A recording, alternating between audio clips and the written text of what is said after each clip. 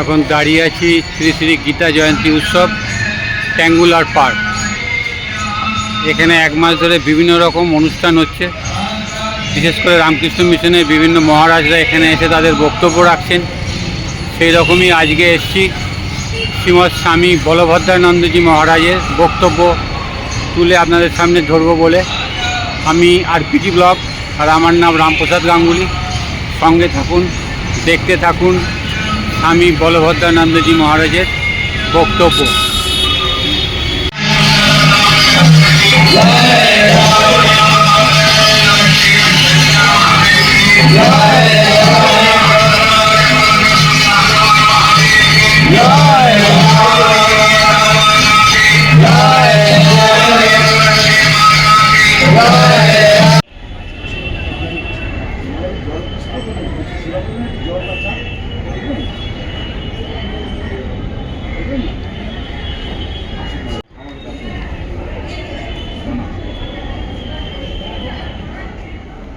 শ্রীমৎ স্বামী বলভদ্রানন্দজি মহারাজ এসে গেছেন।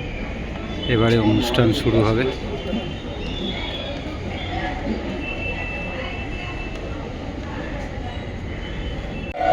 সর্বসাধারণ সম্পাদক পরম শ্রদ্ধেয় পরম পূজ্যপাদ শ্রীমৎ স্বামী বলভদ্রানন্দজি মহারাজ, পূজ্যপাদ মহারাজজি শ্রীমুখ থেকে শ্রী শ্রী গীতার ত্রয়োদশ অধ্যায় ক্ষেত্র ক্ষেত্রজ্ঞ বিষয়ে শ্রবণ করুন। ভগবতাং নারায়ণেন স্বয়ং ব্যাসেন প্রথিতং পুরাণং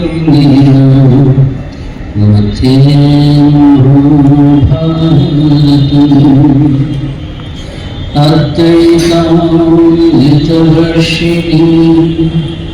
ভগবতী অষ্টাদশাধ্যায়ী।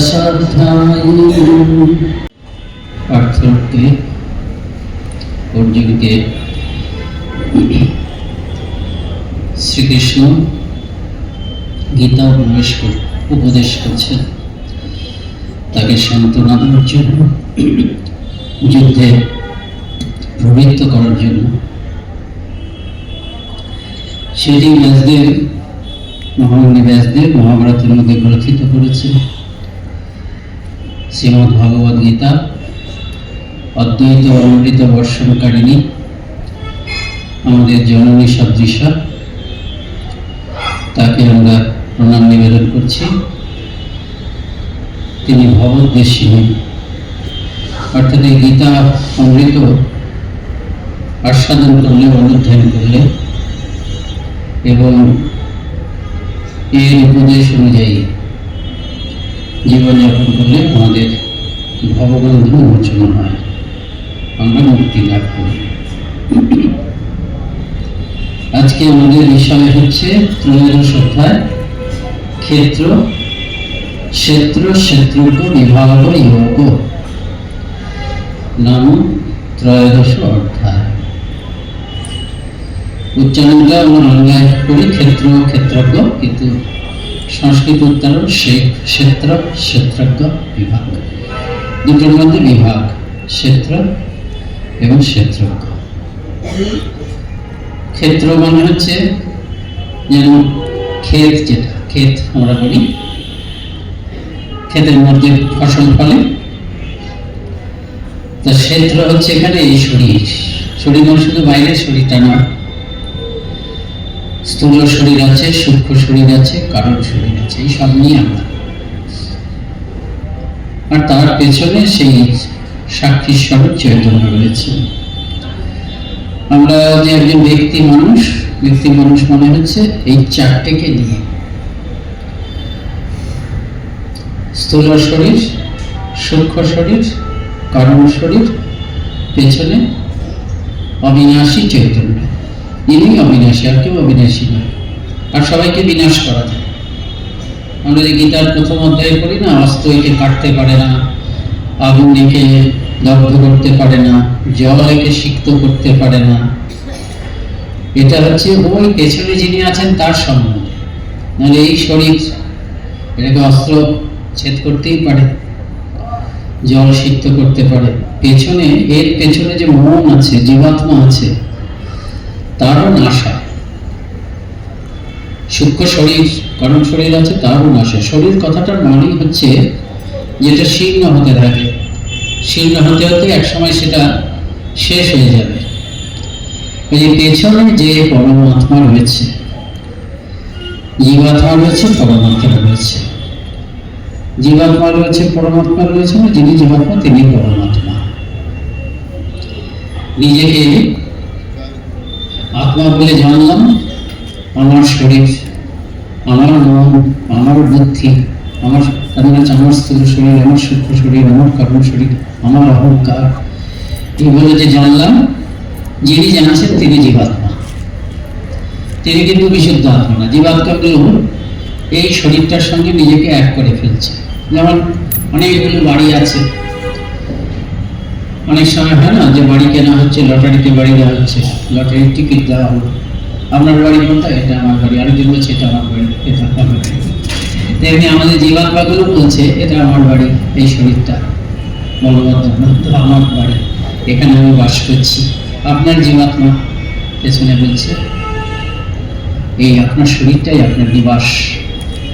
সেই জন্য যেহেতু আমরা নিজেকে এই বাড়ির সঙ্গে আইডেন্টিফাই করছি পরমাত্মা, তিনি হঠাৎ কোনো কারণে এই শরীর, এই মন, এই বুদ্ধিটাকে আমার শরীর, আমার মন, আমার বুদ্ধি বলে ভাবতে শুরু করেছে বলে এই শরীরটার সংশ্লিষ্ট হয়ে গেল জীবাত্মাটি, সেজন্য পৃথক। যার জন্য দেখবেন এই অধ্যায়টার মধ্যে একটা শ্লোক আছে, তার মধ্যে আছে অবিভক্ত হওয়া সত্ত্বেও বিভক্ত বলে মনে হচ্ছে। এত বস্তু, এত মানুষ, তার মধ্যে অবিভক্ত আত্মা হচ্ছে তিনি ক্ষেত্রজ্ঞ, ক্ষেত্র আর ক্ষেত্রের মালিক, এই হচ্ছে কথা। এই শরীর এবং শরীরের আসল মালিক পরমাত্মা। ভগবান প্রথমে বলবে তোমার জীবাত্মাই হচ্ছে ক্ষেত্রের মালিক। তোমার যে ক্ষেত্র, আমার ক্ষেত্র হচ্ছে আমার এই শরীর, মন, বুদ্ধি। আসলে কি জানেন, একই তত্ত্বকে নানা দৃষ্টিকোণ থেকে বোঝানো হচ্ছে। কারণ আমাদের তো ভীষণ এই জগৎ বা ভব ব্যাধি ভীষণ প্রবল, তো সেজন্য নানা অ্যাঙ্গেল থেকে, নানা দৃষ্টিকোণ থেকে, নানা দিক থেকে অগ্রসর হয়ে বলে দেওয়া হচ্ছে নিত্য অনিত্য। এর আগে প্রথম অধ্যায় আছে না, দেহি আর দেহ কথাটা তো শুনেছেন, তাই না? দেহ আর দেহি, বাড়ি আর বাড়ির মালিক। এই দেহ আর দেহের মালিক, দেহের মালিক হচ্ছে দেহি, জীবাত্মা। ওই একই জিনিস নানাভাবে বোঝাচ্ছে। তা ওরকম ভাবে বলছেন যে অবিভক্ত হওয়ার সত্ত্বেও দেহি হচ্ছে অবিভক্ত, তা সত্ত্বেও সে বিভক্ত মনে হচ্ছে। আপনার একটা দেহি, কেননা আপনার দেহ আলাদা, সেই জন্য আপনার দেহটিও নিজেকে আলাদা করে বসেছে। এটা কিরকম জানেন তো? ধরুন এক সমুদ্র, মহাসমুদ্র, সেই সমুদ্রের মধ্যে একটা কোল্ড ড্রিঙ্কের বোতল ডোবানো আছে, একটা হোমিওপ্যাথির শিশির ডোবানো আছে, একটা বিরাট ওই সিনট্যাক্সের ট্যাঙ্ক, বড় একটা ট্যাঙ্ক জ্বালা একটা ডোবানো আছে। এখন প্রত্যেকের মধ্যে তো একই সমুদ্রের জল। যদি কেমিক্যালি টেস্ট করা যায়, হোমিওপ্যাথির শিশিরটাকে নিয়ে নিলাম আর ওই বিরাট ট্যাঙ্কটা জ্বালাটাকে নিয়ে নিলাম, এটার সঙ্গে ওটার কোনো তুলনাই হয়নি, সামান্য একটা, ওটা বিরাট। কিন্তু জলটাকে যদি নিই দেখা যাবে একই জল। কিন্তু তা সত্ত্বেও যেন যদি হোমিওপ্যাথির শিশিটার মধ্যে চেতন, সে নিজেকে খুব ছোট মনে করছে, আমি বড় ছোট, এই কত বিরাট, কত মহান, এরকম যদি ভাবি সেটা যেমন হাস্যকর, তার ভেতরের জলটা আর এর জলটা একই, আমাদের সেরকম ব্যাপার হয়ে গেছে। ওই আত্মার দিক থেকে দেখতে গেলে আমরা সবাই এক, ক্ষেত্রজ্ঞর দিক থেকে দেখতে গেলে আমরা সবাই এক। ভগবান প্রথমে কি বলবেন? ভগবান বলবেন যে তুমি এই ক্ষেত্রকে যে আমি আমার বলে জানছে, সেই হচ্ছে ক্ষেত্রজ্ঞ। ক্ষেত্রকে, এই ক্ষেত্রটাকে, ক্ষেত্র বাংলায়, সহজ বাংলায় ক্ষেত, এই ক্ষেত্রকে যে আমি আমার বলে জানছে, সেই হচ্ছে ক্ষেত্রের মালিক।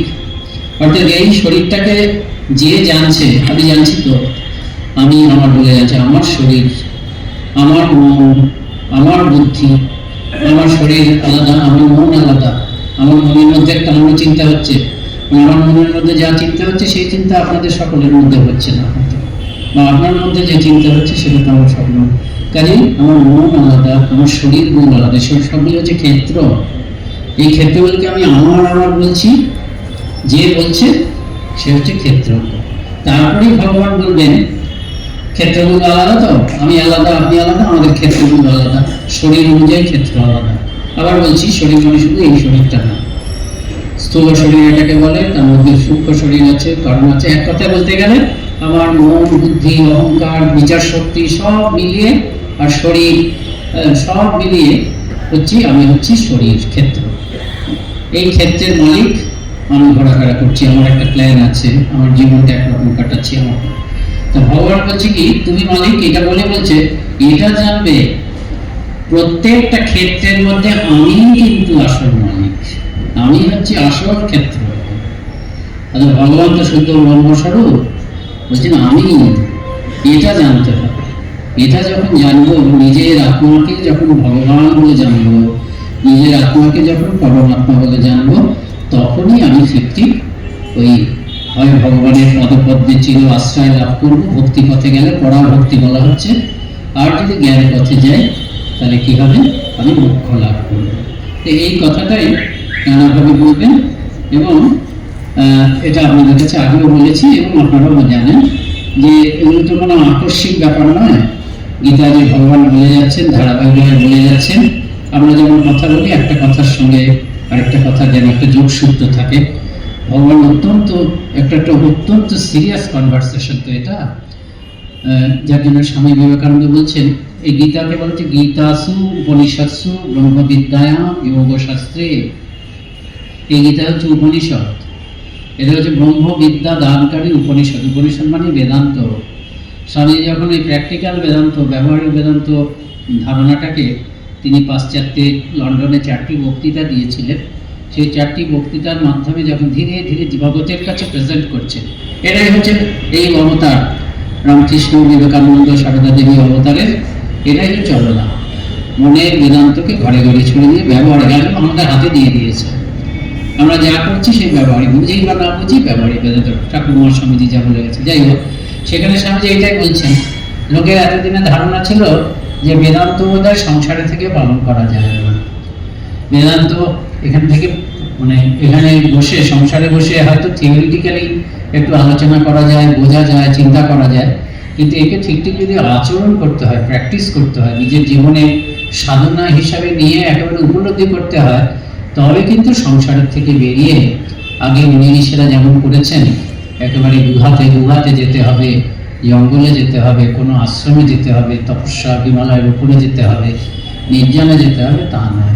এবং সেটার পক্ষে তিনি যুক্তি দিচ্ছেন, দুটো উদাহরণ তিনি বারবার দিয়েছেন। বলছে আমাদের জনক হচ্ছে ব্রহ্মর্ষি ছিলেন, আমাদের রাজারা ব্রহ্মজ্ঞান লাভ করেছেন। উপনিষদে অনেক ক্ষেত্রে দেখা যাচ্ছে যে বনে জঙ্গলে বাসকারী ঋষি তারা ব্রহ্মবিদ্যা শেখার জন্য রাজার কাছে যাচ্ছে। স্বামীজি বলছেন বিবেকানন্দ যে তুমি কি একটা রাজার থেকেও বেশি ব্যস্ত? একটা তোমার জগৎ কি, তোমার যে সংসার, তোমার সংসার কি একটা নৃপতির থেকেও বেশি চ্যালেঞ্জিং? তা তো নয়, কত চিন্তা। তার সত্ত্বেও তারা ব্রহ্মজ্ঞান লাভ করেছেন। এমনকি অন্তেবাসী মানে বনে জঙ্গলে বাসকারী যে তপস্বীরা আছে, তারা তাদের কাছে ব্রহ্মজ্ঞান শিখতে আসছে। ক্ষত্রিয়রা তাদেরকে শেখাচ্ছেন, এটা আছে। তারপরে এই গীতার কথা বলছেন, দেখো অর্জুনের কি অবস্থা, ওর থেকে যুদ্ধক্ষেত্রে উপনিষদ বলা হচ্ছে।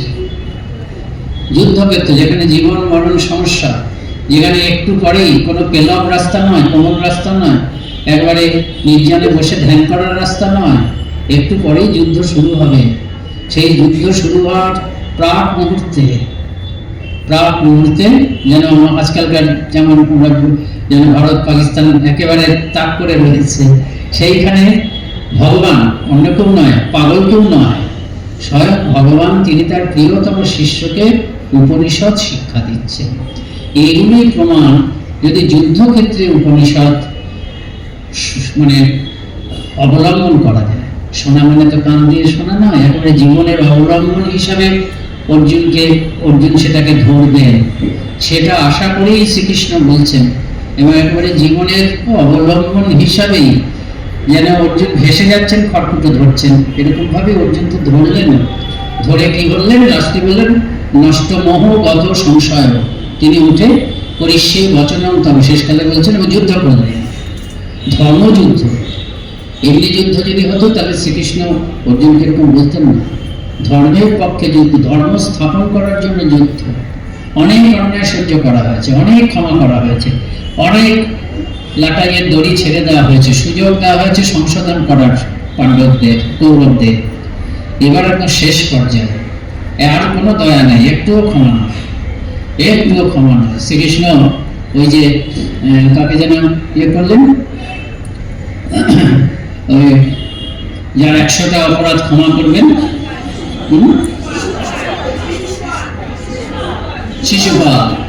শিশুপালকে বলেছিলেন 100টা অপরাধ, তার মাকে বলেছিলেন তার 100টা অপরাধ আমি ক্ষমা করব, যে কোনো অপরাধ নয়, প্রত্যেকটা অপরাধ মৃত্যুদণ্ড দান তুল্য। ভগবান ছাড়া এত ক্ষমা কেউ করতে পারেন না। এই অসীম ক্ষমাশীল ভগবান যখন 100টা অপরাধ হয়ে গেছে, তখন তার আর নয়। অর্জুন পাণ্ডব কৌরবদের ক্ষেত্রেও তাই, এমন সব অপরাধ তারা করেছেন এই শেষ সীমায়, আর অপরাধ ক্ষমা করা যাবে না। এই পাণ্ডবরাই তো ক্ষমা করেছেন, পাণ্ডবরাই যুধিষ্ঠিরের উপদেশে বা অন্যদের উপদেশে ক্ষমা করে করে বেসছেন, কিন্তু এবার শেষ সীমায় আর করা যাবে না। কাজে একটুও ক্লিবতা দেখানো চলবে না। সেই জন্য অর্জুন খুব বড় বড় কথা বলছেন, মনে হচ্ছে যেন এই তো মহান কথা, যে দরকার নেই আত্মীয় স্বজনদের হত্যা করে প্রিয়জনদের রক্তে মাখায় রাজ্য সুখ আমি ভোগ করতে চাই না, তার থেকে আমি দাঁড়িয়ে থাকবো, ওরা আমাকে মেরে ফেলে ক্ষতি নেই, আমি ভিক্ষা অবলম্বন করবো। মনে হচ্ছে এই তো বলা উচিত, হিংসার জগতে এরকমই তো বলা উচিত, অহিংসা কি অহিংসা, কিন্তু এই অহিংসার কাপুরুষতা। সেই জন্য শ্রীকৃষ্ণ বেদান্ত বলছেন, যুদ্ধক্ষেত্রে বেদান্ত একেবারে ইতিহাসের একটা সন্ধিক্ষণে, আবার ব্যক্তিগতভাবে অর্জুনের জীবনের একটা সন্ধিক্ষণে শ্রীকৃষ্ণ যুদ্ধক্ষেত্রে দাঁড়িয়ে বেদান্ত বললেন, এবং তার দ্বারা ভবিষ্যতের প্রফেট শ্রীরামকৃষ্ণ বিবেকানন্দের জন্য রাস্তা তৈরি করলেন, যে এই বেদান্তকে সত্যি সত্যি ঘরে ঘরে নিয়ে যাওয়া যায়। এই বেদান্তকে জীবনে যাপন করার জন্য শুধু বনে জঙ্গলে না, বনে জঙ্গলেও হবে, কিন্তু জীবনের প্রতিটি ক্ষেত্রে করা হবে। এই হচ্ছে ব্যবহারিক বেদান্ত। যাই হোক, তা যেখানে গীতার, এটা তো একটা বাস্তব কনভারসেশন, সেই জন্য প্রত্যেকটা উপদেশের সঙ্গে পরবর্তী উপদেশের লিঙ্ক আছে, সংযোগ আছে, ধারাবাহিকতা আছে, আর প্রত্যেকটা অধ্যায়ের সঙ্গে পরবর্তী অধ্যায়ের একটা ধারাবাহিকতা আছে।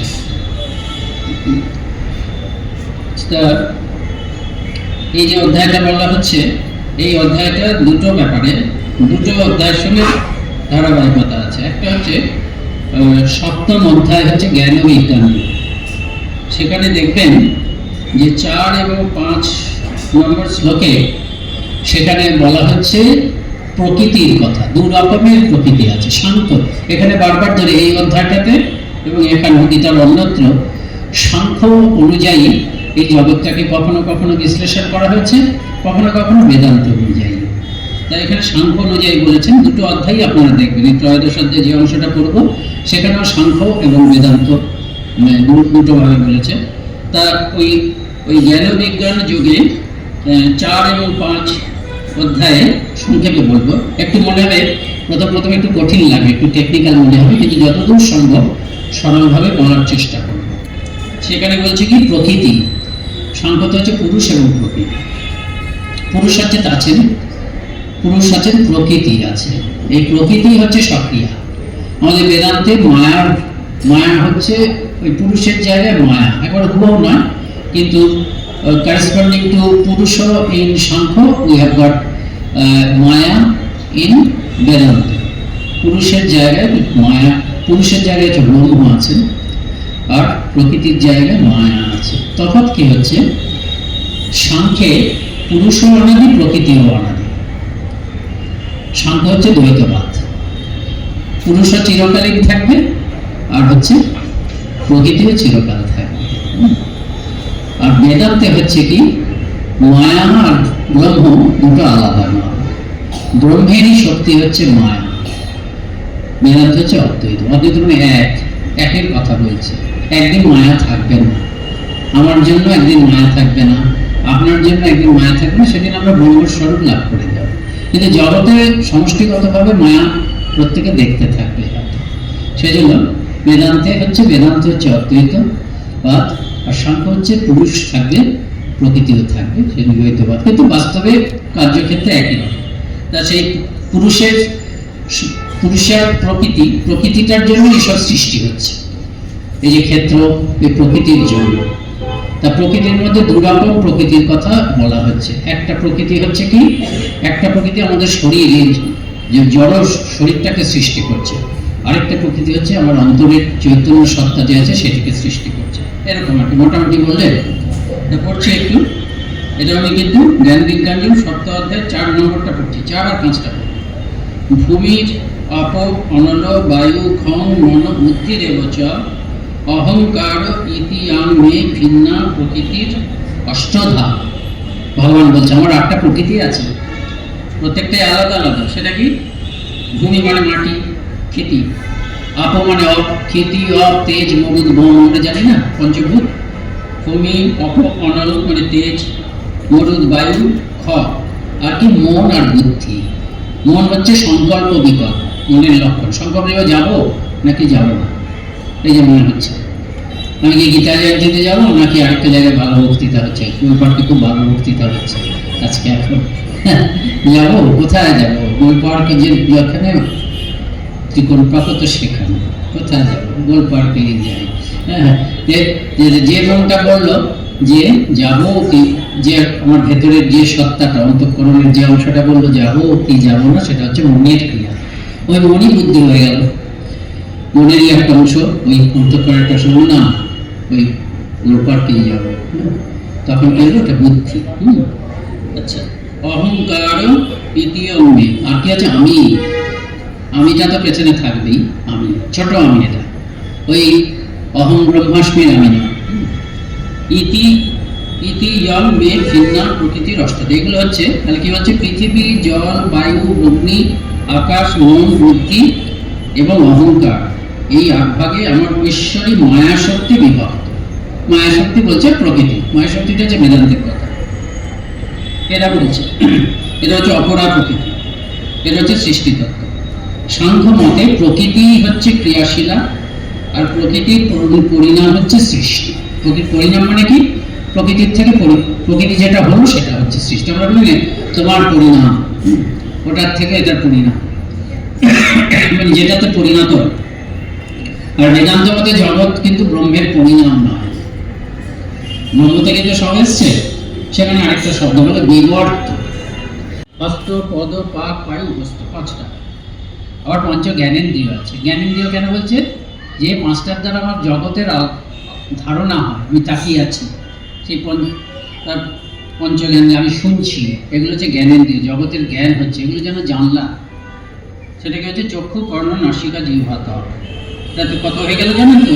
14টা হয়ে গেল এখানে। চতুর্বিংশতি মানে 24টা হতে হবে। এরপরে 15 থেকে 19 আছে কি? পঞ্চ তন্মাত্র। শব্দ, স্পর্শ, রূপ, রস, গন্ধ। এই জগতে আছে না, এই আমার ইন্দ্রিয়গুলোর অনুযায়ী আছে, শব্দ আছে, কান দিয়ে শোনার জন্য শব্দ আছে, নাক দিয়ে মানে ঘ্রাণ নেওয়ার জন্য কি আছে? গন্ধ আছে, পৃথিবীর থেকে আসছে। তারপর হচ্ছে আমার এই যে হাত বা পা দিয়ে স্পর্শ করার জন্য স্পর্শ আছে, রূপ আছে, চোখ আছে, তো সবকিছুর একটা রূপ দেখতে পাচ্ছি। রস, এই যে জিহ্বা আছে, জিহ্বার জন্য রস আছে, ত্বকের জন্য স্পর্শ আছে। তারপর পঞ্চমহাভূত প্রথমেই বলা হয়েছে ক্ষিতি, অপ, তেজ, মদ, তেজ, মরুদ, ব্রহ্ম।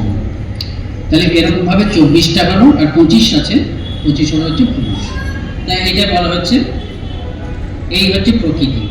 এইটা হচ্ছে এর থেকে একটা নিকৃষ্ট প্রকৃতি, একটা উৎকৃষ্ট প্রকৃতি আছে। এটাকে নিকৃষ্ট প্রকৃতি কেন বলছে? এর দ্বারা জড় পদার্থ তৈরি হচ্ছে, আর ভেতরে যে চেতন পদার্থগুলো তৈরি হচ্ছে, যার দ্বারা আমার চেতন হচ্ছে, সেটা হচ্ছে ওই উৎকৃষ্ট প্রকৃতি। তাই এটার সঙ্গে একটু লিঙ্ক আছে। 2 রকমের প্রকৃতি, চেতন এবং অচেতন, পরা প্রকৃতি এবং অপরা প্রকৃতি। চেতন প্রকৃতি শ্রেষ্ঠ, তার দ্বারা জীব চৈতন্য তৈরি হয়। অচেতন প্রকৃতি জড়, নিকৃষ্ট, ক্ষেত্রস্বরূপ। এই শরীরটা হচ্ছে নিষ্ক্রিয়। অতএব জীব এবং জগতের পশ্চাতে পরমেশ্বরের যে চিৎ শক্তি রয়েছে, তাই পরা প্রকৃতি। ওই চিৎ শক্তি বা চেতন প্রকৃতি অচেতন প্রকৃতিকে ধারণ করে থাকে। জীব চৈতন্যকে জানতে পারলে পরমাত্মাকে জানা হয়। আমি জীবে প্রবিষ্ট হয়ে নাম রূপ জগৎ প্রকাশ করি। এরকম প্রথমে একটু আমরা জেনে নিলাম এটুকু, যে ভগবান বলছেন ওই সপ্তম অধ্যায়ে, আমার এই পরা এবং অপরা উভয় প্রকৃতি থেকে সবকিছু হয়েছে। এটা প্রথমটা ধরে নিলে এবার আমরা ওখানে চলে যাচ্ছি, যেটা আমরা আজকের অধ্যায় ক্ষেত্রজ্ঞ, সেটা পড়তে শুরু করছি। ওই প্রশ্ন দিয়ে শুরু হচ্ছে। অর্জুন জিজ্ঞেস করছে, আমি এগুলো জানতে চাই। আপনি তো বলেছেন, আমি এগুলোকে জানতে চাচ্ছি। কি কি? যে আমি জানতে চাচ্ছি 1 নম্বর, এটাও আমরা ওই 13 নম্বর অধ্যায়ে চলে এসেছি। অর্জুন বলছেন, আমি শ্লোকটা পড়ছি না, অর্জুন উবাচ পড়ছি, প্রকৃতি পুরুষং চৈব ক্ষেত্রম ক্ষেত্রজ্ঞমেব চ এতৎ বেদিতুম ইচ্ছামি জ্ঞানম জ্ঞেয়শ্চ কেশব। অর্জুন কি জানতে চাইছেন? অর্জুন জানতে চাইলেন প্রকৃতি এবং পুরুষ কি। আমরা আলোচনা করলাম প্রকৃতি, ক্ষেত্র এবং ক্ষেত্রজ্ঞ কি, এটাও একটু বলেছি। জ্ঞান বা কি, ওই বা কি। এবার ভগবান উত্তর দেবেন। 2 নম্বরে বলছেন, ভগবান উবাচ ইদম শরীরম কৌন্তেয় ক্ষেত্রম ইতি অভিধীয়তে। এই যে শরীর, এই শরীরটাই হচ্ছে ক্ষেত্র। এতৎ যো ব্যক্তি তং প্রাহু ক্ষেত্রজ্ঞ ইতি তদ্বিদ। এই ক্ষেত্রকে যে জানতে পেরেছে, এই শরীরটাকে যে জানতে পেরেছে, সেই হচ্ছে ক্ষেত্রজ্ঞ। অর্থাৎ এই যে আমার যে জীবাত্মা, আমি তো জানছি, অনুভব করছি, আমার শরীর, আমার মন, আমার বুদ্ধি, আমি হচ্ছি ক্ষেত্র। এটা প্রথমে ভগবান বলে দিলেন। এগুলোই বললাম আপনাদের কাছে। তারপরে 3 নম্বরে বলছেন, এটা বলার পরেই আমাদেরকে সবাইকে ক্ষেত্রজ্ঞ বললেন, আমাদের শরীরটাকে ক্ষেত্র বললেন। বলার পরে 3 নম্বরে বলছেন, ক্ষেত্রজ্ঞম চাপি মাং বৃদ্ধি সর্বক্ষেত্রেষু ভারত।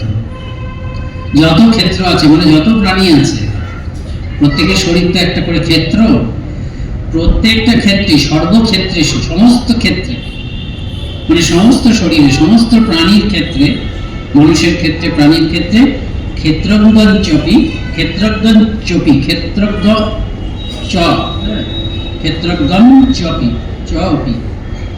মানে ক্ষেত্রজ্ঞ আমাকে মাম ক্ষেত্রজ্ঞম চ বৃদ্ধি। সকল ক্ষেত্রে, সকল প্রাণী, সকল মানুষের ক্ষেত্রে জানবে আমি কিন্তু প্রকৃত ক্ষেত্রজ্ঞ। তুমি ক্ষেত্রজ্ঞ, কিন্তু তোমার পশ্চাতে পরমাত্মা স্বরূপ, চৈতন্য স্বরূপ আমিই আছি। সবার প্রাণীর মধ্যে আমি আছি, এক আছে, আলাদা আলাদা না। তুমি যদি নিজেকে ক্ষেত্রজ্ঞ ভাবো, আরেকজন ক্ষেত্রজ্ঞ, তোমার ক্ষেত্রজ্ঞ, কিন্তু ছোট অর্থে, সীমিত অর্থে তোমরা সব আলাদা আলাদা। কিন্তু পরম ক্ষেত্রজ্ঞ এক, ক্ষেত্রজ্ঞ হচ্ছে সব ক্ষেত্রে আমি। ক্ষেত্রজ্ঞের জ্ঞানম যৎ তজ জ্ঞানম মতম মম। জ্ঞান কি জানতে চেয়েছে তো? এটাই হচ্ছে জ্ঞান। ক্ষেত্র আর ক্ষেত্রজ্ঞের মধ্যে তফাৎ, উভয়ের ব্যাপারটা কি, এটা সঠিকভাবে বুঝতে পারা, এটাই হচ্ছে জ্ঞান। এবং সেটাকেই আমি প্রকৃত জ্ঞান মনে করি। যৎ তৎ জ্ঞানম মতম মম। ক্ষেত্রজ্ঞের জ্ঞানম যৎ তৎ জ্ঞানম মতম মম। তুমি ক্ষেত্র আর ক্ষেত্রজ্ঞের মধ্যে তফাৎ জ্ঞানটা করো। ক্ষেত্র কাকে বলছে, ক্ষেত্রজ্ঞ কাকে, এটা তুমি জানো।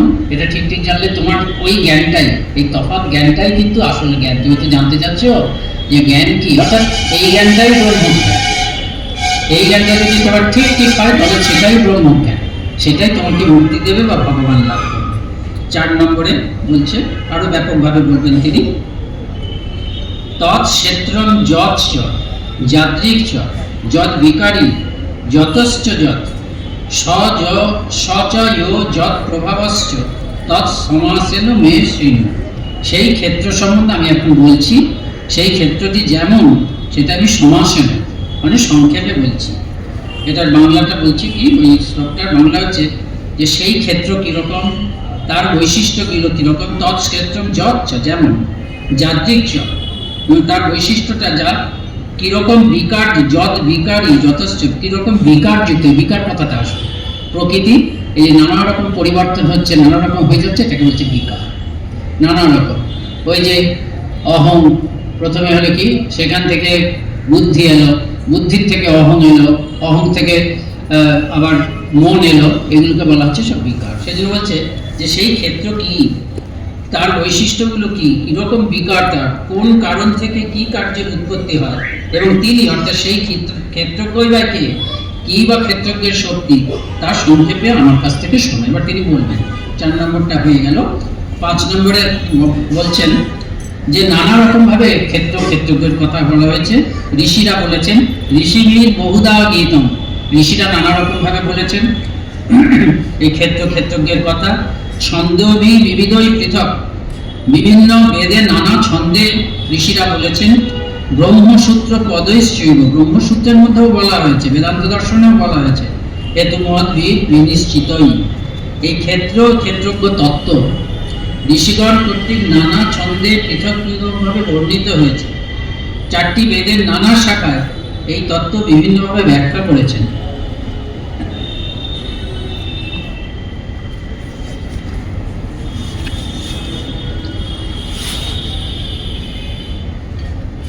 বেদের নানা শাখায় এই তত্ত্ব বিভিন্নভাবে ব্যাখ্যা করেছেন ও ব্রহ্মসূত্র পদসগুলো এই তত্ত্ব নিঃসন্দিগ্ধভাবে বর্ণনা করেছেন। এবার আবার ওই 7ম অধ্যায়ে যা করেছিলাম সেটা একটু বলবেন, আমি সংক্ষেপে বলে যাব। এটা বেশি এখানে যদি ডয়েল করি অন দিস 2 শ্লোকস আপনাদের হয়তো অনেকে কঠিন লাগবে। হ্যাঁ, আচ্ছা, মহাভূত, এটা 6 নম্বর, 7 নম্বরটা একসঙ্গে করছি।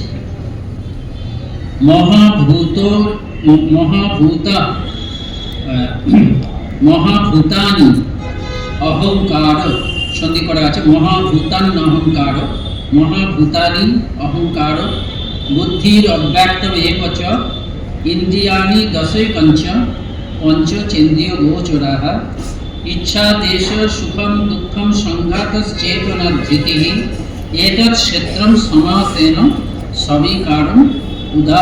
সবিকারম উদাহৃতম। সমাসেন মানে সংক্ষেপে, সবিকার মানে হচ্ছে বিকার সহ, মানে ক্ষেত্রে কি পরিবর্তন হচ্ছে। এখানে আমি ক্ষেত্রের কথা বললাম, ভগবান হচ্ছে, সংক্ষেপে বললাম কিরকম ভাবে বললাম, তার কি কি পরিবর্তন হচ্ছে, বিকার হচ্ছে সেগুলো সহ। কি কি হচ্ছে একটু সরলভাবে বাংলাটা বলি। মহাভূতানি অর্থাৎ পঞ্চমহাভূত, পঞ্চমহাভূত বলা হয়েছে কীর্তি, অপ, তেজ, মরুদ্ভূম। অহংকার, এখানে দেখবেন 24টা আসবে। অহংকার মহাভূতের কারণ স্বরূপ, ওই আমি বুদ্ধি। বুদ্ধি অব্যক্তম এগোচ, অব্যক্ত মানে হচ্ছে ওই মূল প্রকৃতি। তাহলে মহাভূতানি 5টা মহাভূত, অহংকার 6 নম্বর, বুদ্ধি 7 নম্বর, অব্যক্তম এগোচ 8 নম্বর, মূল প্রকৃতি। 10 ইন্দ্রিয়ানি, 10 ইন্দ্রিয় মানে কর্ম ইন্দ্রিয়ানি, জ্ঞানেন্দ্রিয়, এটা বলে এলাম। তাহলে কত হলো? 5, একে অহংকার 6, বুদ্ধি 7, অব্যক্তম 8, 10 ইন্দ্রিয় মানে 18 হলো। তারপর হচ্ছে একম চ মানে মন, 19 হলো। পঞ্চ শব্দাদি পঞ্চ, রূপ রস গন্ধ স্পর্শ, শব্দাদি পঞ্চ হচ্ছে শব্দাদি পঞ্চটা শব্দ স্পর্শ রূপ রস গন্ধ, ঠিকই বলেছি। রূপ রস শব্দ স্পর্শ রূপ রস গন্ধ, তার মানে কি হলো? এটাতে 24 হয়ে গেল, এখানে 24 হলো। মহাভূতানি 5 মহাভূত, অহংকার 6, বুদ্ধি 7, অব্যক্তম 8, 10 ইন্দ্রিয়ানি 18, একঞ্চ মনোমল 19, আর পঞ্চ রূপ রস গন্ধ স্পর্শ শব্দ, এই 5টা মিলে হলো 24 হয়ে গেল। আর পুরুষ তো রয়েছে 25, এটা হয়ে গেল। এবার তার যেসব অনুভব হচ্ছে এবং ইচ্ছা, দেশ, সুখ, দুঃখ, সংঘাত, চেতনা, এগুলো হচ্ছে কি, এবং ধৃতি, ধৈর্য, এসব ইন্দ্রিয় বিকার যুক্ত ক্ষেত্রের বিষয় সংক্ষেপে কথিত হলো। 24টি আছে, কিন্তু এগুলো হচ্ছে বিকার হচ্ছে। ক্ষেত্র মানে আমি, একটা মানুষের এসবগুলো আসে, তো এগুলো হচ্ছে সব বিকার, বিকার হচ্ছে। বিকার মানে খারাপ না, এটা স্বাভাবিক, কিন্তু পরিবর্তনটা কি বিকার হয়েছে। আমাদের ইচ্ছা হয়, দেশ হয়, সুখ হয়, দুঃখ হয়, সংঘাত মানে শরীরের সঙ্গে নানা রকম পরিবর্তন হয়। চেতনা, চেতনা মানে হচ্ছে এই যে সব কিছু বুঝতে পারছি, সব কিছু সিদ্ধান্ত নিচ্ছি। আর ধৃতি, ধৃতি মানে হচ্ছে ধৈর্য, যে কোনো ব্যাপারে থাকছে। এইসবগুলো হচ্ছে বিকার হচ্ছে। তাই এইগুলো হচ্ছে ক্ষেত্রের কথাটা তোমাকে আমি সংক্ষেপে বললাম। এবার কি বলছেন, এবার একটু ভালো লাগবে মনে হয়, এতক্ষণ একটু কঠিন লাগছিল। এবার সব আমাদের কি কি গুণাবলী থাকা উচিত। আচ্ছা, এই অধ্যায়টার কারণটা কি? এর আগে আমরা ভক্তি যোগটা পড়েছি, কারণ আপনারা যারা এর গতকাল যিনি পড়েছেন যিনি পাঠ করেছেন গীতা, তিনি ভক্তিযোগ করেছেন। ভক্তিযোগে দেখবেন শেষ ভক্তিযোগটা বড় সুন্দর, 20টা অধ্যায়। দেখবেন শেষ 13 অধ্যায় থেকে ভক্তিযোগের অধ্যায়টা হচ্ছে 12 নম্বর। ভক্তিযোগে ঠিক আগের অধ্যায়টা দেখবেন 13 থেকে শুরু করে একেবারে 20 পর্যন্ত। 20তে তো শেষ হচ্ছে, বারবার ধরে কতগুলো গুণের কথা বলছে, যে অদ্দেষ্টা সর্বভূতানাং মৈত্র করুণে এবচ নির্মম নিরহংকার সমুদ্র সুখ শ্রমিক, যে অদ্দেষ্টা হবো, মৈত্রী হবে, ক্ষমাশীল হবে ইত্যাদি হলে কি হবে? যো মদ ভক্ত সৌমে প্রিয়, যার এসব গুণ আছে সেই ভক্ত আমার প্রিয়। দেখুন প্রত্যেকটাকে পরপর করে বলা হচ্ছে, আবার পরেরটাতে আবার আরেক রকম বলছে, বলছেন এইরকম গুণাবলী যা আছে, হর্ষামর্ষ ভয় বেগই মুক্ত ভক্ত কেমন হবে? জগতে একদম অবিচল থাকবে, আনন্দ ভয় ইত্যাদিতে সে বিচলিত হবে না। সে তাকে কি বলছেন 15 নম্বরে, যশ এরকম যে ভক্ত স্বমে প্রিয়, সচমে প্রিয়, সেই ভক্ত আমার প্রিয়, এরকম করতে করতে বলে যাচ্ছে। এরকম গুণাবলী যা থাকবে সেই ভক্ত যো মদ্ভক্ত স্বমে প্রিয়, যে ভক্তিমান 17 নম্বরে বলছেন শুভাশুভ পরিত্যাগী ভক্তিমান যে স্বমে প্রিয়, সেই ভক্তই আমার প্রিয়। এরকম ভাবে বলতে বলতে যাচ্ছেন। দেখবেন 18-19 বলা হচ্ছে, 19 একেবারে শেষ করে অনিকেত স্থিরমতি ভক্তিমান মে প্রিয় নর। আর 20 নম্বরটা কি বলছেন? এই তো তোমাকে ভক্তির, প্রকৃত ভক্তির লক্ষণ, ভক্তকে কি করতে হবে সেটা তো বলা হলো। এবার কি হচ্ছে, ভগবান কি বলছেন 20 নম্বরে, যেহেতু ধর্মামৃত মেদম যথোত্তম পর্যায় প্রসাদে, যেমন যেমন বললাম এইসব গুণাবলী যে এগুলোকে আয়ত্ত করার চেষ্টা করছে, কিভাবে? শ্রদ্ধাধান, একেবারে শ্রদ্ধার বশবর্তী হয়ে, মত পরমা, একেবারে আমার দিকে সব, আমি শ্রেষ্ঠ, আমি ছাড়া কেউ নেই, শেষ লক্ষ্য আমার, শেষ লক্ষ্য আমি ভক্তের কাছে, এই মনোভাব নিয়ে যে ভক্ত খুব আন্তরিকভাবে এই গুণাবলীগুলো নিজের মধ্যে আনার চেষ্টা করছে, অতীব মে প্রিয়া, এই ভক্তরা হচ্ছে আমার খুব প্রিয়। এগুলো হচ্ছে, এটা সব বললেন যে সকল ভক্ত পূর্বোক্ত প্রকারে যত্ন সহকারে অমৃত সদৃশ্য এই ধর্মের অনুষ্ঠান করেন, যারা আমার প্রতি একান্ত শ্রদ্ধাবান এবং আমি যাদের শ্রেষ্ঠ গতি, আমাকে ছাড়া জানে না, সে জানে যে আমি পরম গতি, তারা সেই সকল ভক্ত আমার অত্যন্ত প্রিয়। এটার পরে এটা কেন বলা হচ্ছে? সাধনগুলো কি হবে, জ্ঞানের সাধন কি? জ্ঞান আর ভক্ত গীতাতে বারবার ধরে এক কথা বলছে, যিনি ভক্ত তিনিই জ্ঞানী, যিনি পরম ভক্ত হতে চাচ্ছে তাকে জ্ঞানের সাধন করতে হবে, যিনি জ্ঞানের সাধন করবেন তিনি আবার পরম ভক্ত। জ্ঞানের সাধন মানে আত্মজ্ঞান, ব্রহ্মজ্ঞান, পড়াশোনার জ্ঞান না, এটা তো আপনারা জানেন। এবার সেই গুণাবলী বলছেন, দেবে একই গুণ। 8 নম্বর থেকে কি বলছেন, যে কি কি জ্ঞান লাভের সহায়, 8 থেকে 13 নম্বরে জ্ঞান ও জ্ঞানের সাধন। অমানিত্যম, অদম্ভিত্যম, অহিংসা, শান্তির আর্জবম, আচার্য উপাসনম, শৌচম, স্থৈর্যম, আত্মবিনিগ্রহ। কি কি দরকার হচ্ছে? যে অমানিত্যম, স্বাগাশূন্যতা। স্বাগাশূন্যতা মানে আমি কোনো জায়গায় শ্রেষ্ঠ, আমার হয়তো গুণ আছে কিন্তু আমি খুব সেটা সম্বন্ধে সচেতন, এটা হচ্ছে অহংকার। অমানিত্যম, আর এটা হচ্ছে মানি, মানে নিজেকে মানি ভাবা, উল্টোটা হতে হবে, অমানি হতে হবে। আর অদম্ভিত্যম মানে হচ্ছে দম্ভ থাকবে না। দম্ভ মানে কি? আমি জানি, ধরুন আমি জানি যে আমি খুব ভালো পড়াশোনা, ভালো বক্তৃতা করতে পারি, এরকম হয়তো ভেবেছি, এটা তো আমি মানে খুব সচেতন, এটা খারাপ, এটা হচ্ছে অহংকার। হ্যাঁ, অহংকার। আর দম্ভ হচ্ছে আরো এক কাঠা উপরে, মানে আমি এতই নিজের সম্বন্ধে অহংকারকে দমন করার ব্যাপারে আমি এতই কেয়ারলেস, শুধু যে আমি অহংকারী তা নয়, আমি একেবারে মাইক দিয়ে সবাইকে বলে টলে ওখানে আমি বক্তৃতা করবো, ব্যবস্থা করো, ব্যবস্থা হয়তো আপনারা করলেন, তারপর আবার সবাইকে ফোন করে করবো যে এই আসবে, কিন্তু তুমি একা আসবে কেন, আরো 10 জনকে নিয়ে আসবে। এই যে প্রচার করে সচেষ্টভাবে নিজেকে প্রচার করা, এটা হচ্ছে দম্ভিত্ব। কিন্তু এই দম্ভ থাকলে জ্ঞান হবে না, অহংকার থাকলে জ্ঞান হবে না। সেই জন্য বলছে অমানিত্যম, অদম্ভিত, অহিংসা, কোনো কার্যের দ্বারা মানে কথার দ্বারা কোনোভাবে অন্যকে আমি কষ্ট দেবো না, এটা থাকতে হবে। শান্তি, শান্তি মানে ক্ষমা, অনেক দোষ করেছে, আমার ক্ষতি করছে, আমার ক্ষমতা আছে শাস্তি দেওয়ার, তা সত্ত্বেও আমি ক্ষমা করছি, উপেক্ষা করছি, এটা হচ্ছে ক্ষমা। এগুলো থাকতে হবে, জ্ঞানী হতে পারে ভগবানের পথে যেতে গেলে। আর যেমন সরলতা, 11 সোজাসুজি, কোনো মিথ্যা নেই, সরলভাবে, জগৎটা সরল, সোজাসুজি, সরলতা।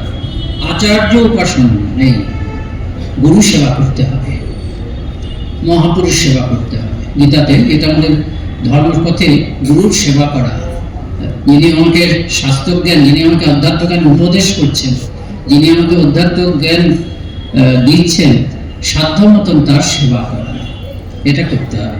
আচার্য উপাসনা মানে তাকে পূজা করা। আত্মজ্ঞানের উপদেষ্টা আচার্যের শুশ্রূষা এবং নমস্কার আদি দ্বারা সেবা করাই আচার্য উপাসনা। গুরু সেবা বা আচার্য সেবা জ্ঞান লাভের একটি অপরিহার্য অঙ্গ বলে বিবেচিত হয়। পরিপ্রশ্নের সেবা, গীতাতে আছে না, প্রশ্ন করবে তুমি, সেটা করতে হবে। মনে সংশয় আছে তার না, গুরুদেব সেই জন্যই আছে।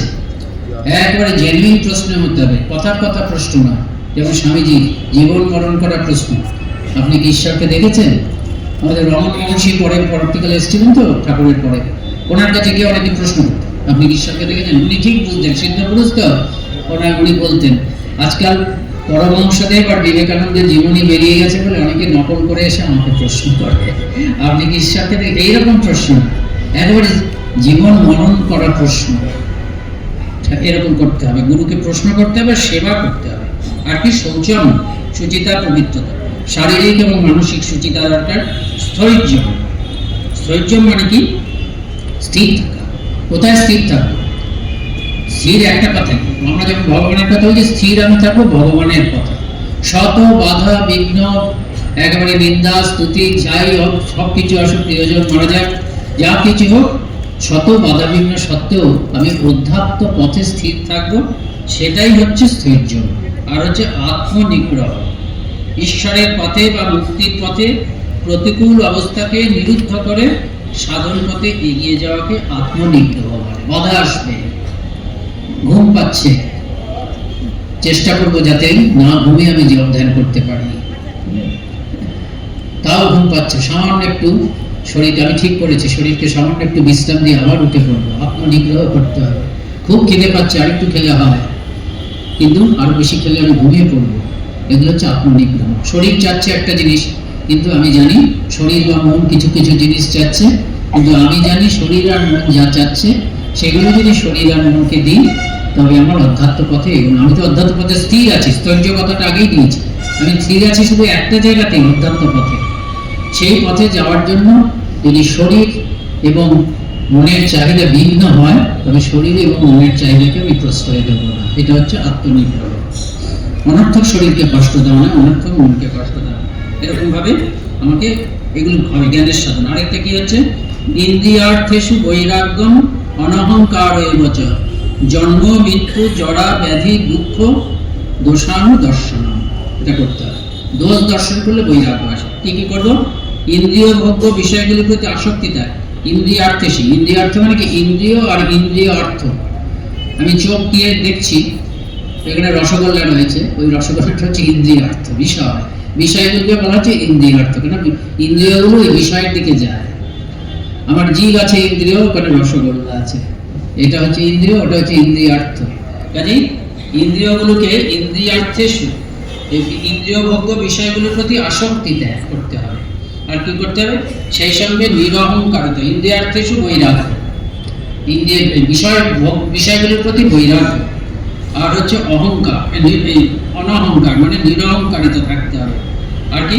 জন্ম মৃত্যু জরা ব্যাধি ও দুঃখের অশুভ দিকগুলির কথা বারবার চিন্তা করা, দোষ দর্শন, তবেই উচ্চতর জ্ঞান লাভ সম্ভব। জন্মে কি আনন্দ, না জন্মালে কি রকম, তো তার খুব ভালো লাগছে, তার সত্ত্বেও দোষ দেখতে হবে। জন্ম মৃত্যু এগুলো আমার ইনএভিটেবল, এগুলোর মধ্যে দোষ দেখে কি হবে? এগুলোর প্রতি বৈরাগ্য আসবে। আমি আর জন্ম চাই না, জন্ম যেহেতু চাই না, মৃত্যু আসবে না। জরা চাই না, জরার দোষ, সেই জন্য আমি জন্ম চাই না, জন্মালে জরা আসবে। ব্যাধি, ব্যাধি আসবে জন্মালে, সেই জন্য জন্ম চাই না। এগুলোর হচ্ছে আর যে দুঃখ, জগতে দুঃখ, জন্মালে দুঃখ আর সুখ আসবে, কিন্তু সুখের পরে দুঃখ আসবে। কাজেই দুঃখ, সুখটাও যেন দুঃখের একটা রূপ, এটা বুদ্ধদেব বলেছেন। যেন দুঃখের মুকুট করে সুখ এসে দাঁড়াচ্ছে। আমি সুখকে খুব হ্যাপিলি নিয়েছি, কিন্তু জানি না যে সে দুঃখের মুকুট, সুখকে নিয়ে দুঃখ করে নিতে হবে। এগুলো দোষ দেখতে হবে। দোষ দেখলে কি হবে? আমি কি করব? যে আমি আত্মজ্ঞানের চেষ্টা করবো। কারণ একমাত্র ব্রহ্মজ্ঞান, ভগবান লাভ আর ব্রহ্মজ্ঞান। ভক্তি পথে বলবো ভগবান লাভ, আর জ্ঞান পথে বলবো ব্রহ্মজ্ঞান। একমাত্র ভগবান লাভ, ভক্তি পথ মানে পড়া ভক্তি, নিঃস্বার্থ ভক্তি, শুদ্ধা ভক্তি, একমাত্র শুদ্ধ ভক্তি লাভ হলে অথবা ব্রহ্মজ্ঞান লাভ হলে তাহলে কি হচ্ছে, আমাকে ফিরে ফিরে আসতে হবে। জন্মরোগ মানে হচ্ছে এই, জন্মরোগ মানে হচ্ছে এই যে আমার আর জন্ম হবে না, কারণ আমি শুধু ভগবানকে চেয়ে মারা গেছি, আমার আর বাসনা নেই, বাসনা না থাকলে আর জন্ম হবে না। এইভাবে যেমন জন্মরোগ মানেই হচ্ছে আর জন্মাবো না, এটাই মুক্তি। জন্ম মৃত্যুর চক্রে বারবার ধরে ঘুরতে হয়, সেটার থেকে মুক্তি। আমরা কিন্তু স্বর্গ চাই না, হিন্দুরা স্বর্গ চায় না, নরকও চাই না, আমরা স্বর্গও চাই না, স্বর্গ বন্ধন। আমরা পুণ্য চাই না, পাপও চাই না, কিন্তু পুণ্য বন্ধন। আমরা চাই হচ্ছে ভক্তি অথবা মুক্তি। এটা হচ্ছে হিন্দুদের সর্বোচ্চ লক্ষ্য হচ্ছে ভক্তি অথবা মুক্তি। শুদ্ধা পরাভক্তি অথবা সকাম ভক্তি নয়, আমি ভক্তি লাভ করলাম আমি স্বর্গে গেলাম তা না, একদম নিষ্কাম অহৈতুকী পরমা শুদ্ধা ভক্তি ভক্তদের জন্য, যেমন রাধারানী এরা চেয়েছেন, গোপীরা চেয়েছেন সেরকম ভক্তি, অথবা হচ্ছে যেমন মহাবীরের হনুমানজির ভক্তি হয় সেই রকম ভক্তি, নয়তো ব্রহ্মজ্ঞান। এটা চাইলে কি হবে, আমি আর জন্মাবো না, না জন্মালে মৃত্যু হবে না। এই জন্ম মৃত্যুর চক্রে না আসতে পারলেই হচ্ছে মুক্তি বা মোক্ষ। আমাদের সর্বোচ্চ লক্ষ্য হচ্ছে, সর্বোচ্চ না, একমাত্র লক্ষ্য হচ্ছে হয় মোক্ষ না হচ্ছে শুদ্ধা ভক্তি। এগুলো করলে কি হবে, তবে উচ্চতর জ্ঞান লাভ সম্ভব।